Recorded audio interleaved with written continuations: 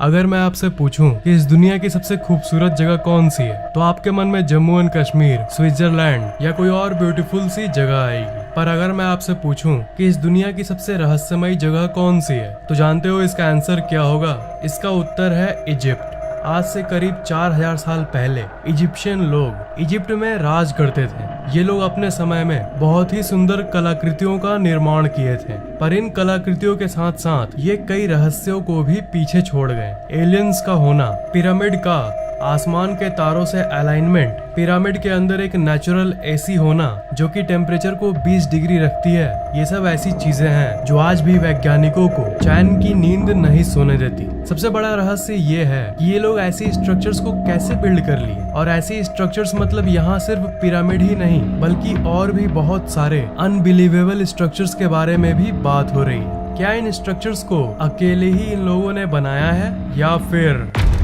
Pyramids? Egypt के pyramids ये masterpiece है और ये दुनिया की सबसे फेमस जगहों में से एक है। पिरामिड को बहुत सालों से स्टडी किया जा रहा है, हर टेक्नोलॉजी से इसे समझने की कोशिश की जा रही है, पर आज तक इसकी मिस्ट्री किसी ने सॉल्व नहीं कर पाया। इन्होंने एक एक पीस को एक साथ कैसे लाया, और इन्होंने किस तरह का कंक्रीट का इस्तेमाल किया, और ये इतने परफेक्टली अलाइंड कैसे हैं? बिना मशीन और टेक्नोलॉजी के ऐसे स्ट्रक्चर्स बनाना तो साइंटिफिकली इम्पॉसिबल है। सिर्फ एक पिरामिड के अंदर ही 23 लाख लाइमस्टोन के ब्लॉक्स का इस्तेमाल किया गया है। इन पत्थरों को एक जगह से दूसरे जगह मूव करना ही इतना मुश्किल है, तो इसे एकदम परफेक्ट पोजीशन पर लाना तो दूर की बात है, पर इन्होंने इन दोनों चीजों को किया। पिरामिड का एक एक ब्लॉक जो देख रहे हो, इनका वजन 2700 किलो से लेकर 70,000 किलो तक है। आजकल के जो मॉडर्न क्रेन्स होते हैं जो बड़े बड़े अपार्टमेंट्स को बनाने में काम आता है, वो यूजुअली 20,000 किलो से ज्यादा लिफ्ट नहीं कर पाते हैं। तो जब आज के समय में 20,000 किलो वजन उठाना इतना मुश्किल है, तो वो आज से 4000 साल पहले आखिर ये सब कैसे कर लिए? 4000 साल पहले वो 70,000 किलोस को कैसे ट्रांसपोर्ट किए होंगे बिना एडवांस्ड मशीनरी के? इसका एक जवाब है जो आप में से ज्यादातर लोगों को यकीन नहीं होगा, और वो है एलियंस। पिरामिड से जुड़ी एक थ्योरी है जिसे ओरायन कोरिलेशन थ्योरी कहते हैं। अगर आप रात के समय पिरामिड को देखोगे तो आपको दिखेगा कि वो एक्चुअली में आसमान के कॉन्स्टलेशन यानी तारों के एक नक्षत्र के साथ अलाइन करता है। आसमान के इस कॉन्स्टलेशन का नाम है ओरायन बेल्ट, और इसके 3 मुख्य तारे हैं जिनका नाम है एलनाइटक, एलनाइलम और माइंड टेका। ये तीनों तारे पिरामिड से सिंक होते हैं। इसकी पोजीशन और अलाइनमेंट बिल्कुल इन तारों जैसी है। इस इम्पॉसिबल सी चीज को देखकर बहुत सारे थ्योरिस्ट्स ये मानते हैं कि पहले के समय में एलियंस धरती पर आए थे और अपने साथ एडवांस्ड टेक्नोलॉजी लाए थे, और इन्हीं की हेल्प से इस इम्पॉसिबल सी पिरामिड को इन्होंने बनाया, और ये एलियंस इन्हीं तारों से आए थे। पिरामिड को एलियंस ने बनाया या इंसान ने, ये बात तो कोई नहीं जानता, पर एक बात तो श्योर है कि पिरामिड्स और दूर तारों की दुनिया का आपस में कुछ न कुछ कनेक्शन जरूर है। कुछ थ्योरिस्ट्स ये कहते हैं, जो कि मैंने आपको अभी बताया, कि ये एलियंस उन्हीं 3 तारों में रहते थे, और ये पिरामिड लोगों ने इनके साथ अपने कनेक्शन को दिखाने के लिए बनाया था। तभी रात के समय ऐसी परफेक्ट अलाइनमेंट होती है। टनल्स इन पिरामिड्स। पिरामिड्स हर एंगल से रहस्यों से भरी हुई है, पर इनके अंदर के टनल्स उनमें से सबसे बड़ा रहस्य है। पिरामिड में जगह जगह पर टनल्स बने हुए हैं, और पहले लोग कॉमन सेंस का यूज करके ये सोचते थे कि ये वेंटिलेशन के लिए बनाया गया होगा ताकि अंदर हवा घुस सके, पर इस बात को डिसमिस कर दिया गया, गलत साबित कर दिया गया जब एक रोबोट इसके अंदर भेजा गया। रोबोट्स ने कैमरा से ये देखा कि ये तो असल में बंद है, और हर टनल के अंत में एक बंद दरवाजा जैसा कुछ बना हुआ है। तो ये आखिर वेंटिलेशन के लिए कैसे बन सकता है? पिरामिड के अगर सारे चैम्बर्स की बात करें तो इसके अंदर टोटल 3 डिस्कवर्ड चैम्बर्स हैं। ये जो आप देख रहे हो ये है बेस चैम्बर, और ये है क्वींस चैम्बर, और सबसे ऊपर है किंग्स चैम्बर। अगर आप ऊपर वाले इस रास्ते से एंटर करोगे तब आप अंदर ही अंदर इन तीनों को एक्सप्लोर कर सकोगे, और अगर नीचे राइट वाले इस पार्ट से एंटर करोगे तब भी आप तीनों को एक्सेस कर पाओगे। पर फैक्ट ये है कि आज तक इन्हें कोई ठीक से एक्सप्लोर नहीं कर पाया। ध्यान दीजिएगा, मैंने कहा डिस्कवर्ड चैम्बर्स, मतलब इसके अंदर और कितने चेम्बर्स होंगे ये कोई भी नहीं जानता। और ये भी माना गया है कि ये टनल्स इसलिए बनाए गए थे क्योंकि उस समय के लोग ये मानते थे कि अगर किंग यानी राजा की बॉडी को अगर इस चैम्बर में रखा गया और ये शाफ्ट बनाया गया, तब उनकी आत्मा, उनकी सोल आसमान के इन तारों की तरफ जाएगा। इसे पिरामिड का स्टार शाफ्ट थ्योरी भी कहते हैं। जब इस क्वींस चैम्बर के अंदर रिमोट कंट्रोल कैमरा को भेजा गया, तब ये देखने मिला एक बंद स्टोन जिसके ऊपर मेटल पिन लगा हुआ था। इसे ऐसा बनाया गया था मानो ये लोग नहीं चाहते हो कि कोई इसके अंदर जाए। और इसके डिस्कवरी के बाद ऐसी बहुत सारी थ्योरीज सामने आई जो ये कहती है कि इसके अंदर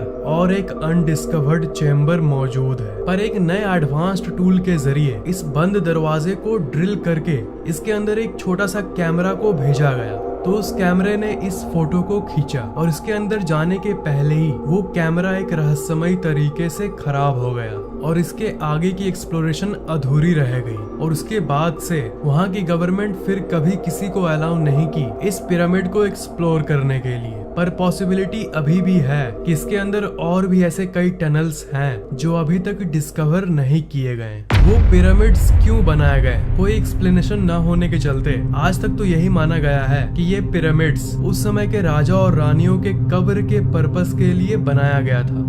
वो राजा रानियों का कब्र था। मम्मी के बारे में तो कभी न कभी आपने जरूर सुना होगा। तो जो लोग राजा रानी के कब्र वाली बात को मानते हैं, वो लोग ये कहते हैं कि उस समय के राजा रानियों के शरीर को ममीफिकेशन के प्रोसेस के जरिए बॉडी को मम्मी बनाकर उसे कब्र में रखा जाता था। मरे हुए बॉडी को लाइनेन नाम के एक फैब्रिक में बांधकर कब्र में रख दिया जाता था। पर अजीब बात यह है कि अगर आप पूछो कि आज तक कितने बॉडीज, कितने मम्मी पिरामिड में मिले हैं, तो इसका आंसर है 0। जी हाँ, आज तक एक भी मम्मी पिरामिड में नहीं मिला। पिरामिड को अभी तक पूरी तरह से एक्सप्लोर नहीं किया गया है, पर जितना एक्सप्लोर हो चुका है उसकी बात करें तो सारे टॉम्ब बिल्कुल खाली थे और उसके ऊपर कोई टेक्स्ट भी नहीं लिखा हुआ था, जो कि जनरली उस समय के बाकी जगह पर टॉम्ब्स पर लिखा जाता था। क्वींस चैम्बर में न क्वीन का मम्मी पाया गया और किंग्स चैम्बर में न किंग का मम्मी पाया गया।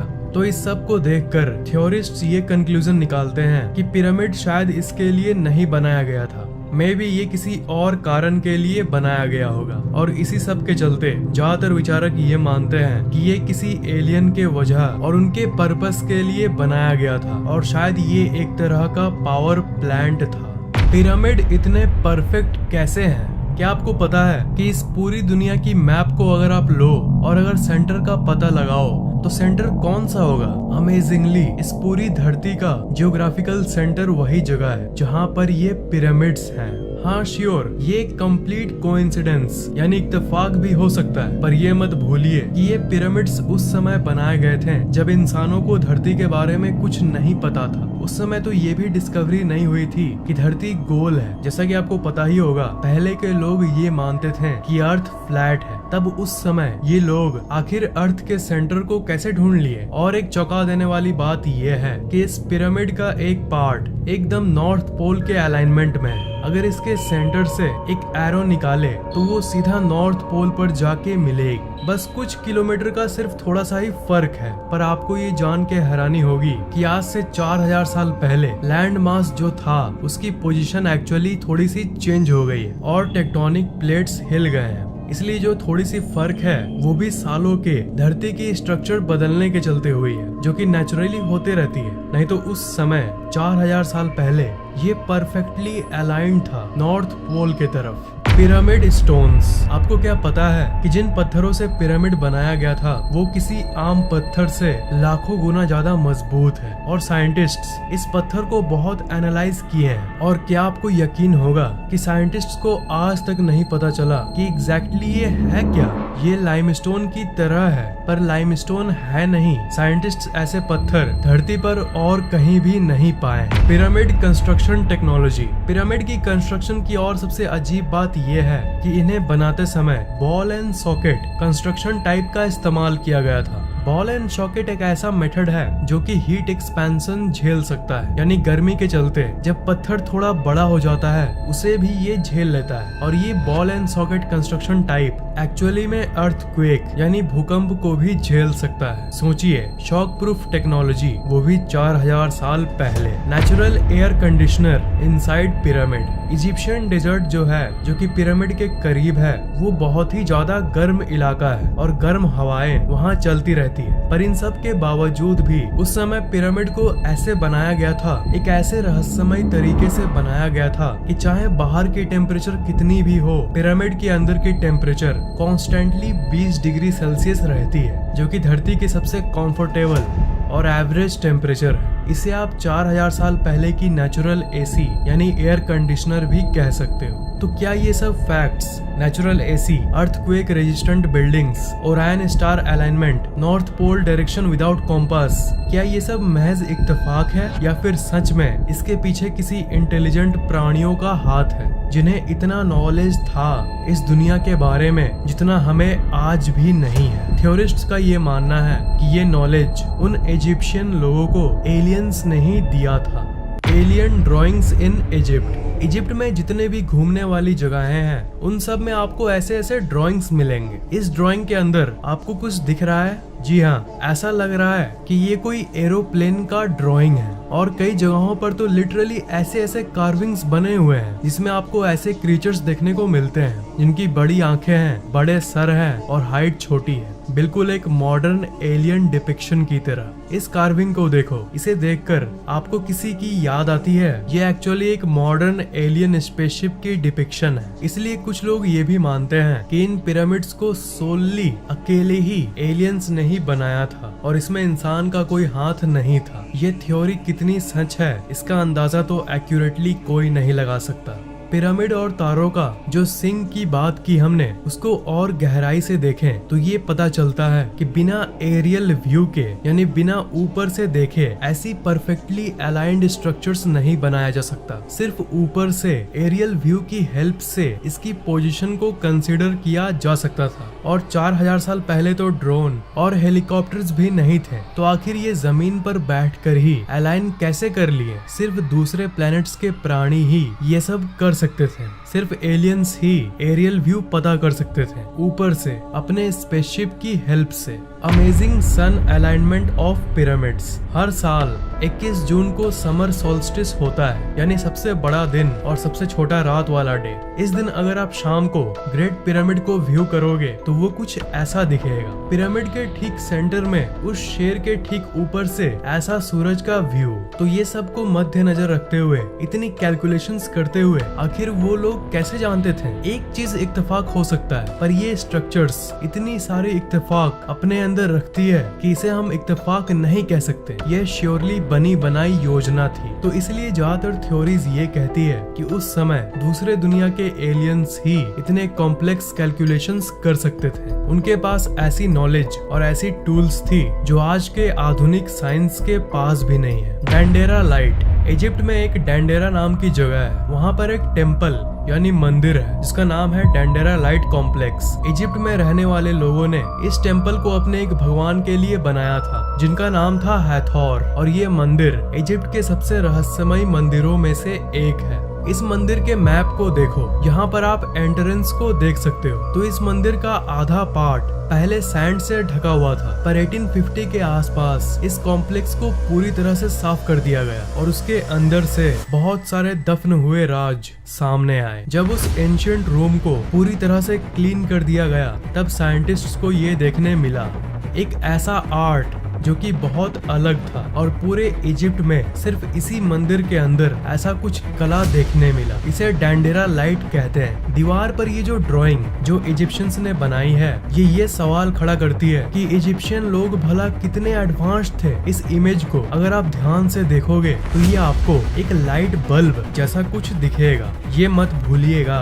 कि हम 4000 साल पहले की बात कर रहे हैं। इस इमेज को देखकर थ्योरिस्ट्स ये कहते हैं कि एंशिएंट इजिप्ट में इलेक्ट्रिसिटी यानी बिजली एग्जिस्ट करता था और 4000 साल पहले इन्हें इलेक्ट्रिसिटी टाइम ट्रैवलर्स यानी समय यात्रियों ने या फिर पहले के एंशिएंट एलियंस ने दिया था। और थ्योरीज का ये कहना है कि ये लाइट बल्ब वो चीज है जो रात के समय इन्हें पिरामिड और बाकी स्ट्रक्चर्स बनाने में हेल्प करती थी। एक बल्ब होती है जिसे क्रूक्स ट्यूब कहते हैं। अगर आप इस इमेज पर आज के एक मॉडर्न क्रूक्स ट्यूब से कंपेयर करोगे तो ये कुछ ऐसा दिखेगा। इस बल्ब के अंदर जो फिलामेंट है उसे इजिप्शियंस ने एक सांप से दर्शाया है और इसके एंड में इस जगह एक लोटस फूल बना हुआ है जो कि एक मॉडर्न सॉकेट को दर्शाता है जो कि असली बल्ब में होता है। और नीचे एक वायर तार आ रही है जो कि एक बॉक्स में लगी हुई है जहां से बिजली आ रही है। और ये जो इंसान है ये एक डेंजरस सा टूल लिया हुआ है जो कि ये दर्शाता है कि ये बल्ब आपके लिए जानलेवा हो सकता है अगर आप इसे सही से इस्तेमाल न करो। सही से इस्तेमाल नहीं किया गया तो आपको करंट मार सकता है, आपको शॉक लग सकती है। स्विट्जरलैंड में एक मिस्ट्री पार्क है, वहाँ पर बिल्कुल इसी चीज का एक मॉडल रखा गया है। तो इस फोटो से आप अंदाजा लगा सकते हो कि उस समय की लाइट बल्ब वाली बात अगर सही है तो वो कैसी दिखती होगी। 4000 साल पहले लाइट बल्ब, टेक्नोलॉजी और इलेक्ट्रिसिटी,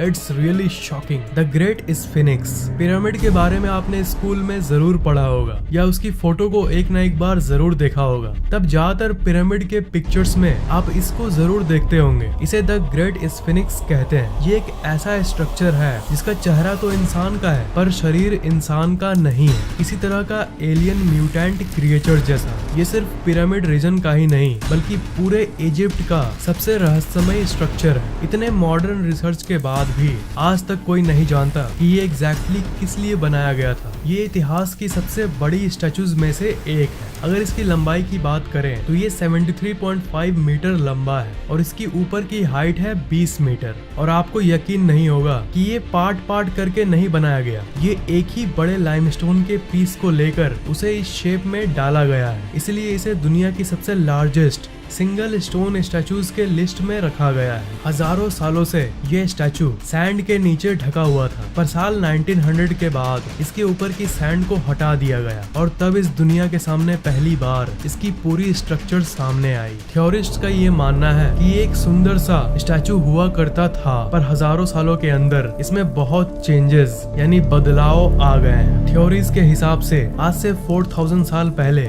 ये कुछ ऐसा दिखता होगा। ये ऊपर से जितना रहस्यमय है वो तो कुछ भी नहीं है, असल मिस्ट्री तो इसके नीचे अंडरग्राउंड में है। शुरू में ग्राउंड रेडार से ये पता चला कि इसके अंदर 2 कैविटीज है यानी 2 खाली जगहें हैं। ये बिल्कुल आजकल की मॉडर्न शहर की अंडरग्राउंड सिस्टम जैसा है। साल 1995 में जो वर्कर इस चीज को रेनोवेट कर रहे थे उन्होंने एक्सीडेंटली बहुत सारे टनल्स को डिस्कवर किया। उनमें से 2 टनल्स सीधा सीधा इस स्टैचू के नीचे जा रही थी। ये सब डिस्कवरी हमें ये बताता है कि इसके नीचे एक पूरी की पूरी दुनिया छिपी हुई है जो कि आज तक अनदेखा है। आज भी पिरामिड्स को एक्सप्लोर करना बाकी है और कोई भी फर्दर रिसर्च जैसे ही होगी पिरामिड्स के ऊपर कोई ममी मिलेगा या फिर कोई और रहस्यमय टनल मिलेगा उसकी अपडेट मैं आपको न्यू वीडियो में जरूर दूंगा। आपको ये वीडियो कैसा लगा नीचे कमेंट जरूर करना, वीडियो को लाइक और शेयर करना और अगर आपने अभी तक सब्सक्राइब नहीं किया है तो सब्सक्राइब जरूर कर लेना।